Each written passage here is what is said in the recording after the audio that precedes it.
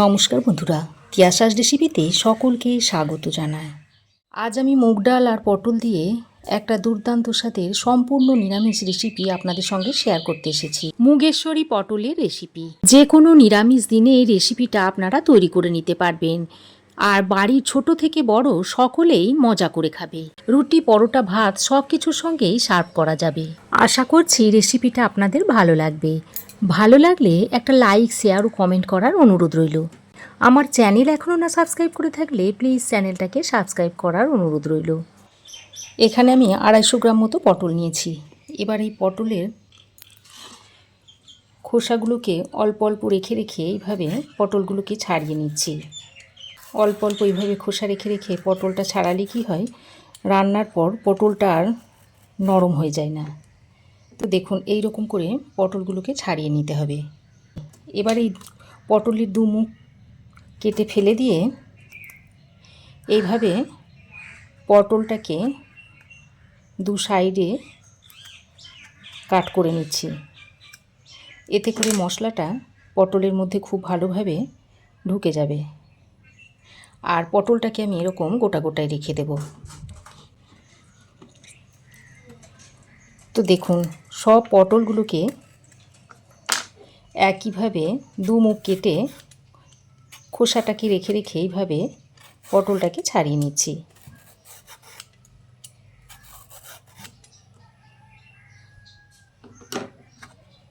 তবে আপনারা চাইলে পটলটাকে কেটে নিয়েও করতে পারেন, তবে আমি রান্নাটা গোটা গোটাই করব। তো দেখুন, সব পটলের খোসা আমি ছাড়িয়ে নিয়েছি। পটলগুলোকে আমি আর ধোবো না, কাটার আগে খুব ভালো করে পটলগুলোকে ধুয়ে নিয়েছিলাম। এবার আমি এই পটলের মধ্যে অল্প পরিমাণে একটু নুন আর একটু হলুদের গুঁড়ো মিশিয়ে নিচ্ছি। এইভাবে পটলের গায়ে নুন হলুদটাকে ভালো করে হাতের সাহায্যে ঘষে ঘষে লাগিয়ে নিচ্ছি। তো দেখুন, পটলের গায়ে নুন হলুদ ভালো করে লাগিয়ে নিয়েছি। এবার আমি এটাকে 5 মিনিট মতো রেস্টে রেখে দিচ্ছি। এবার আমি একটা মশলার পেস্ট তৈরি করে নেব। তার জন্য একটা ছোট বাটি নিয়েছি। এবার এই বাটির মধ্যে দিয়ে দিচ্ছি 1/2 চামচ পরিমাণ হলুদ গুঁড়ো, 1/2 চামচের থেকে একটু কম দিয়ে দিচ্ছি ঝাল লঙ্কার গুঁড়ো, 1/2 চামচ দিয়ে দিচ্ছি ধনে গুঁড়ো, 1/2 চামচ দিয়ে দিচ্ছি জিরে গুঁড়ো, আর কালারের জন্য দিয়ে দিচ্ছি 1/2 চামচ পরিমাণ কাশ্মীরি লঙ্কার গুঁড়ো। এইবার এই সব কিছুকে জল দিয়ে গুলে একটা পেস্টের মতো তৈরি করে নিচ্ছি। এইভাবে যদি মশলাগুলো আগে থেকে রেখে দেওয়া হয় তাহলে একদম বাটা মশলার স্বাদ পাওয়া যায়। স্বাদ আর কালার খুব সুন্দর হয়। মশলাটাকে আমি খুব ভালো করে জল দিয়ে মিশিয়ে নিয়েছি। এবার আমি এখানে নিয়েছি 1 মুঠো মতো মুগের ডাল। এবার গ্যাস অন করে একটা কড়াই গরম করে নিয়েছি। তারপর এই গরম কড়াইয়ের মধ্যে মুগ ডালটাকে দিয়ে দিচ্ছি। এবার গ্যাসের ফ্লেমটাকে লো টু মিডিয়ামে করে মুগ ডালটাকে বেশ একটু কালার ধরিয়ে ভেজে নেব। তো দেখুন, মুগ ডাল দিয়ে একটা সুন্দর গন্ধ ছাড়ছে, আর মুগ ডালটা দেখুন ভাজা হয়ে গেছে, আর কালারটাও দেখুন হালকা চেঞ্জ হয়ে গেছে। এবার আমি এই ডালটাকে নামিয়ে নিচ্ছি। নামিয়ে একটা বাটিতে জলের মধ্যে ঢেলে দিচ্ছি। আর ডালটা যেহেতু গরম ছিল তাই জলে দেওয়ার কারণে জলটাও কিন্তু গরম হয়ে যাবে, আর এই গরম জলের মধ্যেই ডালটা খুব সুন্দরভাবে ভিজেও যাবে। তো এইভাবে ডালটাকে আমি বেশ খানিকক্ষণ জলের মধ্যে ভিজিয়ে রেখে দেব। এবার আমি কড়াইটাকে আবারও গরম করে নিয়েছি। তারপর এর মধ্যে দিয়ে দিচ্ছি 3 চামচ মতো সর্ষের তেল। তেল ভালো করে গরম করে তেলটাকে কড়াইয়ের গায়ে একটু স্প্রেড করে দিচ্ছি, যাতে পটলগুলো ভাজার সময় কড়াইয়ের গায়ে লেগে না যায়। তারপর নুন হলুদ মাখানো পটলগুলো ভাজার জন্য গরম তেলের মধ্যে দিয়ে দিচ্ছি। এবার পটলগুলোকে তেলের সঙ্গে ভালো করে নেড়ে চেড়ে মিশিয়ে একটু লাল লাল করে ভেজে নেব। তো দেখতেই পাচ্ছেন বন্ধুরা, পটল খুব ভালো করে ভেজে নিয়েছি। দেখুন, পটলের গায়ে সুন্দর একটা কালার ধরে গেছে। এবার এই ভাজা পটলগুলোকে তুলে নিচ্ছি। তেলটা ছেঁকে এইভাবে তুলে নিতে হবে। তো দেখুন, সমস্ত পটল আমি ভেজে তুলে নিই। এবার পটল ভেজে তুলে নেওয়ার পর ওই বাকি তেলের মধ্যে দিয়ে দিচ্ছি গোটা গরম মশলা। এর মধ্যে আছে এলাচ, লবঙ্গ, দারচিনি। দিয়ে দিচ্ছি 2টো শুকনো লঙ্কা আর একটা তেজপাতা ছিঁড়ে দিয়ে দিচ্ছি, আর 1/2 চামচ মতো দিয়ে দিচ্ছি গোটা জিরে। এবার ফোড়নটাকে কয়েক সেকেন্ড মিশিয়ে নিচ্ছি। ফোড়ন কয়েক সেকেন্ড ভেজে নিয়ে এবার আমি এর মধ্যে দিয়ে দিচ্ছি 1/2 ইঞ্চ মতো গ্রেট করা আদা। আমি আদাটাকে গ্রেট করে নিয়েছি, আপনারা চাইলে বেটেও দিয়ে দিতে পারেন। তো আদা বাটাটা দিয়ে ফোড়নের সঙ্গে আরও কিছুক্ষণ ভেজে নিচ্ছি। যতক্ষণ না আদার কাঁচা গন্ধটা চলে না যাচ্ছে ততক্ষণ ভেজে নিতে হবে। তো আদাটা ভেজে নিয়ে এবার আমি ওই যে মশলাটা গুলে রেখে দিয়েছিলাম তার মধ্যে সামান্য 1 পিঞ্চ মতো হিং দিয়ে দিচ্ছি। এবার এই হিংটা দিয়ে মশলার সঙ্গে খুব ভালো করে মিশিয়ে নিচ্ছি। আর নিরামিষ রেসিপিতে একটু হিং ব্যবহার করলে ফ্লেভারটা খুব ভালো আসে। এখন আমি এই ফোড়নের মধ্যে মশলাটা দিয়ে দিচ্ছি। তারপর আবারও সব কিছু একসঙ্গে ভালো করে মিশিয়ে নিচ্ছি। অনেক সময় ফোড়নের মধ্যে হিং দিলে হিংটা পুড়ে যাবার ভয় থাকে, তাই আমি এইভাবে মশলার মধ্যে হিংটা গুলে নিয়ে দিয়ে দিলাম। তো দেখুন মশলা আমি আরও 2-3 মিনিট মতো ভালো করে কষিয়ে নিয়েছি। আর মশলা থেকে দেখুন তেল ছাড়তে শুরু করেছে। এই পর্যায়ে ওই যে ডালটা ভেজে জলের মধ্যে ভিজিয়ে রেখে দিয়েছিলাম, সেই ডালটা ভালো করে আরও 2বার ধুয়ে তারপর জল ছেঁকে এর মধ্যে দিয়ে দিচ্ছি। তারপর মশলার সঙ্গে ডালটাকে এই 2-3 মিনিট মতো একটু কষিয়ে নিচ্ছি।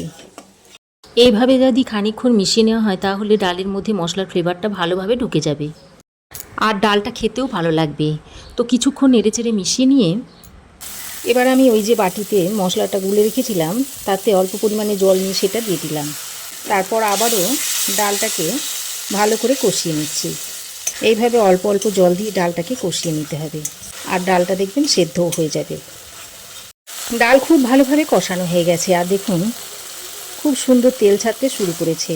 এবার আমি এর মধ্যে 1/2 বাটি মতো জল দিয়ে দিচ্ছি, যাতে ডালটা খুব ভালোভাবে সেদ্ধ হয়ে যায়। তো জলটা দিয়ে আবারও ডালের সঙ্গে ভালো করে নেড়েচেড়ে মিশিয়ে নিয়েছি। এবার আমি এর মধ্যে পরিমাণ মতো নুন দিয়ে দিচ্ছি।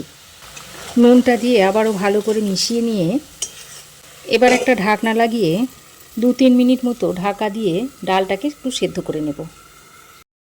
তো ঢাকা দিয়ে আমি মুগের ডালটাকে ভালোভাবে সেদ্ধ করে নিয়েছি। আর দেখুন এমনভাবে সেদ্ধ করে নিতে হবে যেন হাত দিয়ে চাপ দিলে দেখুন ভেঙে যাচ্ছে, অথচ গোটা গোটা রয়েছে। এই রকম সেদ্ধ করে নিতে হবে।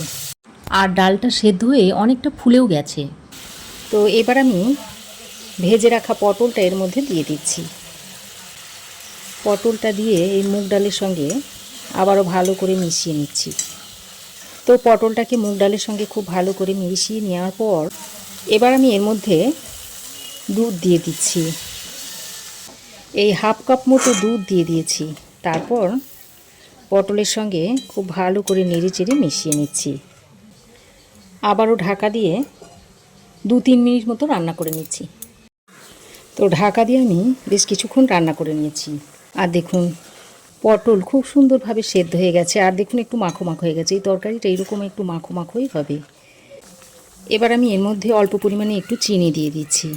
তবে চিনিটা একদম আপনাদের নিজস্ব ব্যাপার, দেবেন কি দেবেন না, বা কম দেবেন কি বেশি দেবেন, সমস্তটাই নির্ভর করে আপনাদের উপর।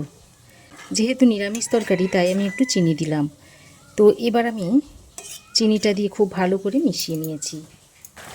এবার আমি এর মধ্যে 2টো চেরা কাঁচা লঙ্কা দিয়ে দিচ্ছি, আর দিয়ে দিচ্ছি 1/2 চামচ পরিমাণ গরম মশলার গুঁড়ো, আর 1 চামচ গাওয়া ঘি দিয়ে দিচ্ছি। দিয়ে আবারও একবার হালকা হাতে নেড়েচেড়ে মিশিয়ে নিয়ে গ্যাসের ফ্লেমটাকে বন্ধ করে দিচ্ছি। তারপর ঢাকা দিয়ে আরও কিছুক্ষণ স্ট্যান্ডিং টাইমে রাখার পর রেসিপিটা আপনাদের সার্ভ করে দেখাবো। তো দেখুন মুগেশ্বরী পটলটা এখন সার্ভ করার জন্য একেবারেই রেডি হয়ে গেছে। এবার এটাকে একটা প্লেটের মধ্যে সার্ভ করে দিচ্ছি। এখন এটা আপনারা রুটি, পরোটা, ভাত, পোলাও সব কিছুর সঙ্গেই সার্ভ করতে পারবেন।